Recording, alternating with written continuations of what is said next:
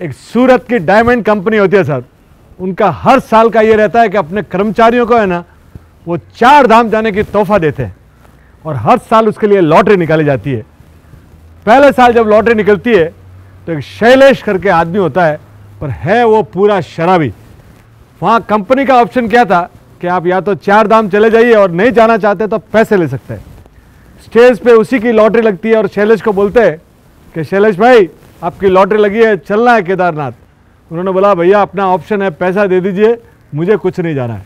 अब कंपनी का ऑप्शन था तो कंपनी ने दे दिया पैसा। सेकेंड ईयर वो की वही पोजीशन, लॉटरी लगती है।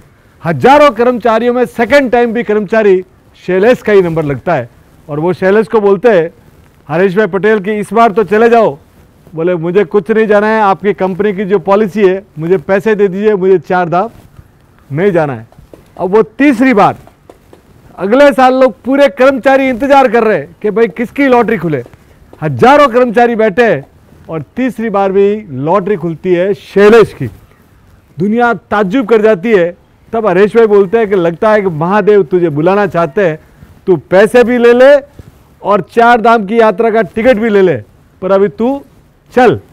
अब वो घर जाता है, दोस्तों से मिलता है और 4 धाम की तैयारी कर लेता है। गंगोत्री जाता है, यमुनोत्री जाता है, बद्रीनाथ जाता है और पहुंचता है केदारनाथ।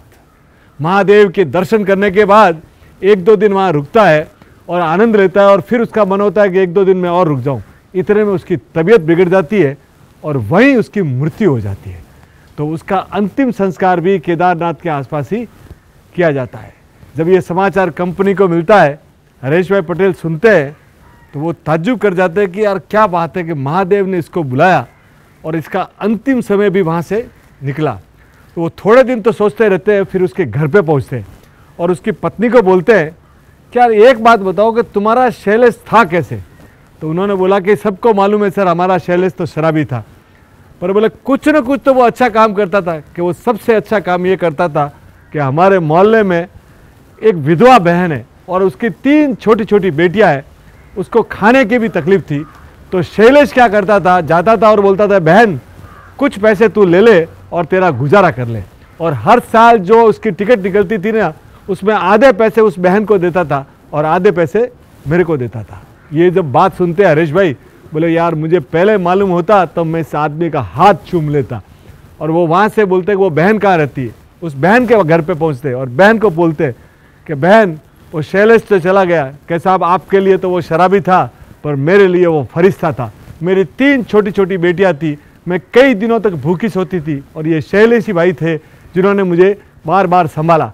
तो बोले क्या कहते, बोले कहते थे कि बहन मेरे लिए दुआ करना कि मुझे परमात्मा का दिन मिले। तो मैं उसके लिए एक ही भगवान से दुआ करता थी कि भगवान इसको जब भी मिले तो स्वर्ग मिले।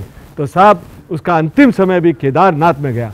तो आप दुनिया में नेकियां करते रहिए, एक भी नेकी आपने ज़बरदस्त कर दी ना तो वो आपके सब बुराइयों को सब पार लगा देगी और इस भवसार को पार कर लेगी। तो अपने आप को सर नेकियां करते रहिए। Thank you sir.